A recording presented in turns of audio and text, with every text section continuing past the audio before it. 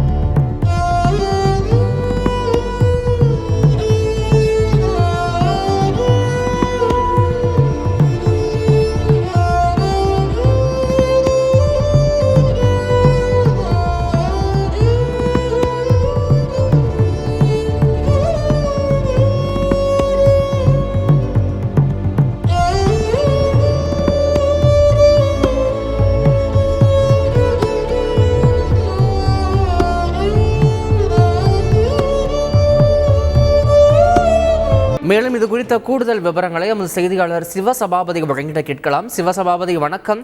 ஒவ்வொரு நாளும் சபரிமலை ஐயப்பன் கோவிலில் பக்தர்களுடைய கூட்டம் நாளுக்கு நாள் அதிகமாகிட்டே போகுது. அந்த வகையில் இன்னைக்கு பக்தர்களுடைய கூட்டம் அங்கு எவ்வளவாக இருக்கிறது, அவர்கள் எவ்வளவு நேரம் காத்திருக்க வேண்டிய நிலை ஏற்பட்டு இருக்கிறது, முழு விவரங்களை சொல்லுங்க சிவசபாபதி.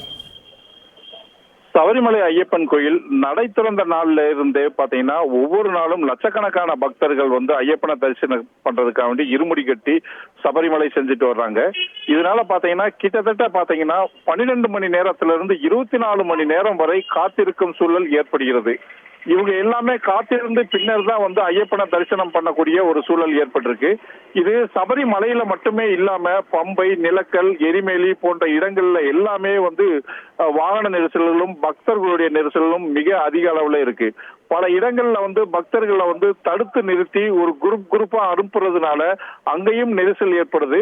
இதனால பாத்தீங்கன்னா போலீஸும் தேவசம் போர்டும் பல நேரங்கள்ல பக்தர்களை கட்டுப்படுத்த முடியாத ஒரு திணறும் சூழ்நிலையில தான் ஏற்படுது.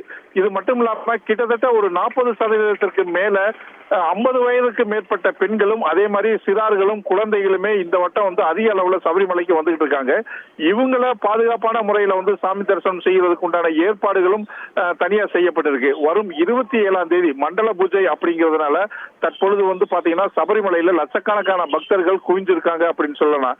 ஏன்னா 26 முதல் பக்தர்கள் சபரிமலை ஏற சில கட்டுப்பாடுகள் விதிக்கப்பட்டிருக்கு. அதனால இப்பயே பக்தர்கள் அதிக அளவுல சபரிமலையில சென்றுகிட்டு இருக்காங்க. இது மட்டும் இல்லாம அடுத்து 27ஆம் தேதி மண்டல பூஜை முடிஞ்ச பிறகு 30ஆம் தேதி அதாவது நடை அடைக்கப்பட்டு மீண்டும் 30ஆம் தேதி நடை திறக்க நாள்ல இருந்து மகர விளக்கு வரைக்கும் லட்சக்கணக்கான பக்தர்கள் முன்பதிவு செஞ்சிருக்காங்க. இது மட்டும் இல்லாம ஆன்லைன் பதிவும் அதே மாதிரி ஸ்பாட் பதிவும் செஞ்சுக்கிட்டு இருக்காங்க. இதனால வரும் நாட்கள்லயும் சபரிமலையில கணக்கில்லாத பக்தர்கள் வருவாங்க அப்படின்னு சொல்லிட்டு எதிர்பார்க்கப்படுகிறது. தகவல்களுக்கு நன்றி சிவசபாபதி. செய்திகளை உடனுக்குடன் தெரிந்து கொள்ள உடனே சப்ஸ்கிரைப் பண்ணுங்க.